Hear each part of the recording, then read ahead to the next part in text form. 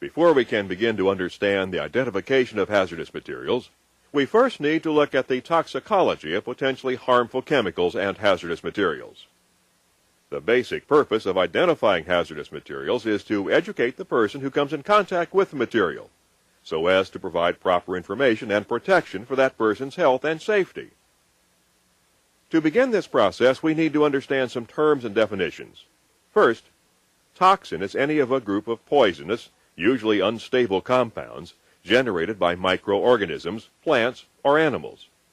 Certain toxins are produced by specific pathogenic microorganisms and are the causative agents in various diseases, such as diphtheria, tetanus, and others. Toxicity is the effect of specific quantity or dosage of a specific toxin or chemical. Toxicity enters the body through ingestion, absorption, or inhalation. Ingesting means swallowing of a substance through the mouth and into the stomach, generally followed by its entrance into the small intestine. Absorption means entering the body through the skin. Substances that absorb through the skin sometimes get into the bloodstream. Breathing causes us to inhale substances, which in return travels en route to the lungs. Our lungs are so rich in blood vessels that any substance inhaled into the lungs are readily absorbed into the bloodstream. Toxic effects upon the body can be defined by the words acute, chronic, latent, or irritant. Acute is generally regarded as a severe injury caused by a one-time, relatively short exposure to a chemical substance harmful to the human body. Chronic toxic effect is an injury or disease that manifests itself after a relatively long period of time has elapsed since the initial exposure to the substance causing some type of ailment. Latent effect is an injury or disease that remains underdeveloped until an incubation period has elapsed. The period of time could be hours, days, months, or years. Irritant effect is a chemical substance that injures the tissues of the respiratory system and lungs, thereby causing inflammation of the respiratory passage. Basically, it becomes an irritation and does not necessarily mean an injury or permanent disease. Some of the factors that affect the toxicity of substances are the amount entering the body, length of time in the body, the rate of absorption into the bloodstream, the physical nature of the chemical or substance, and the chemical nature of the substance. The age and health of the individual exposed is also a consideration in the effect of the toxic chemical or substance. Generally, we measure toxicity by parts per million, parts per billion, parts per trillion, lethal doses, lethal concentration, threshold limit values, and IDLH, or immediately dangerous to life and health. To give you an example of parts per million would be equated to 1 penny out of $10,000. Parts per billion equates to 1 penny out of $10 million, and parts per trillion would equate to 1 penny out of $10 billion. It doesn't take much, depending upon the chemical or hazardous material.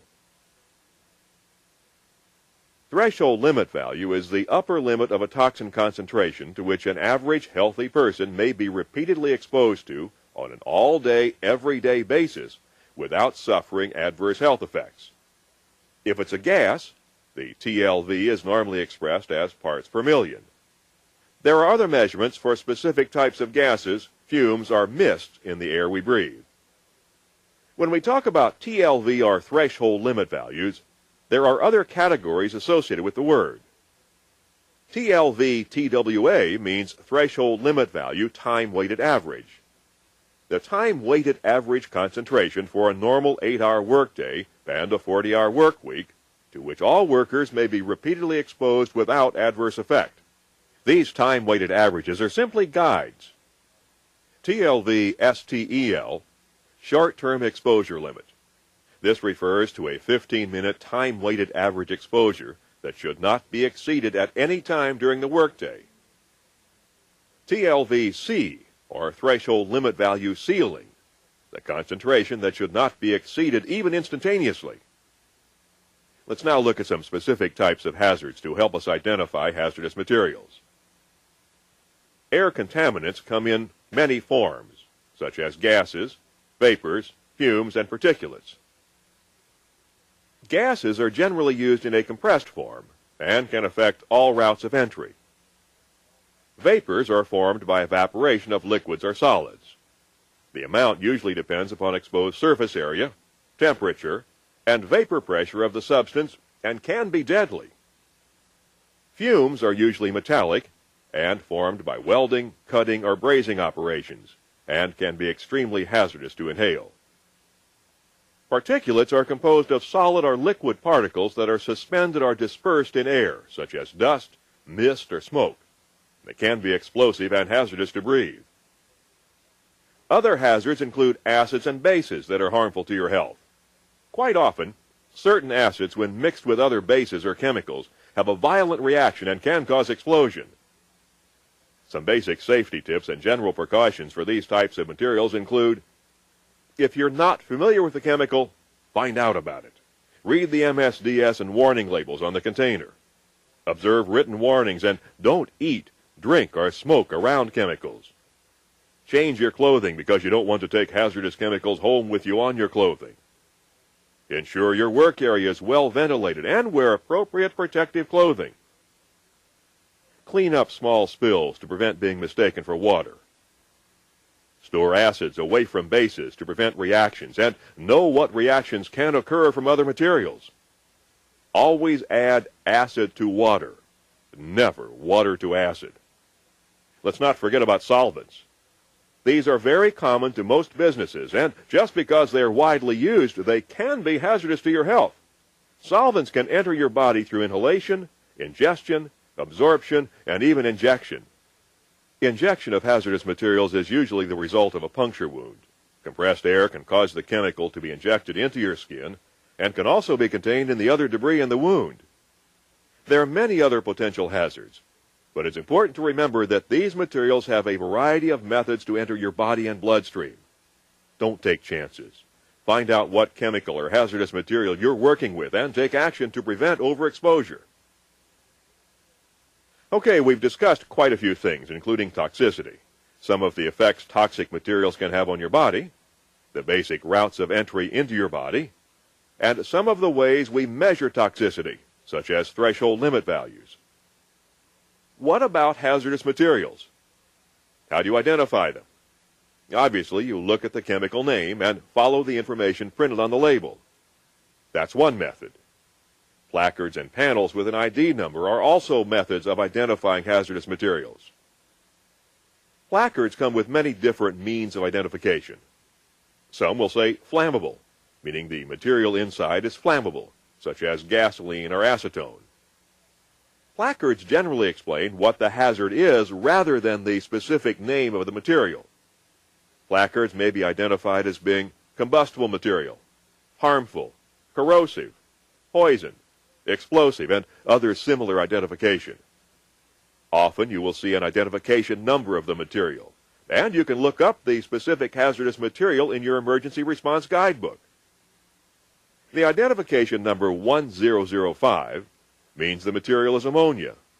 In the book, you'll also see guide number 15 for ammonia. Turn to the guide in your book, and it will provide the information for the potential hazards of the material and recommended emergency action. Your emergency response guidebook will pay big dividends when working with spills, leaks, or other hazardous waste operations. If you know and understand the hazards of each chemical with which you work, the more protection you have from potential exposures. Learning how chemicals are labeled and what information is contained on the label helps you understand the hazards and how to protect yourself from these hazards. Reading and following the information contained in the material safety data sheets is important in understanding how the chemical or hazardous material can affect your health and what to do when using, handling, storing, or disposing of that particular material. Knowing the information contained in the NFPA and HIMS labeling system are important, as they give you immediate information about the material. Most of all, do not attempt to take any action beyond your level of training. Know and respect what you are capable of doing safely. Be part of the solution, not the problem. Let's review some on-scene safety procedures for emergencies. Approach cautiously. Resist the urge to rush in. You cannot help others until you know what you're facing. Identify the hazards. Records, container labels, shipping papers, and/or knowledgeable persons on the scene are valuable information sources. Evaluate all of them, and then consult the recommended guide page before you place yourself or others at risk. New information provided by a shipper on the shipping document or obtained from another authoritative source may change some of the emphasis or details of the guidebook. Remember that the guide provides only the most important information for your initial response in relation to a family or class of hazardous materials.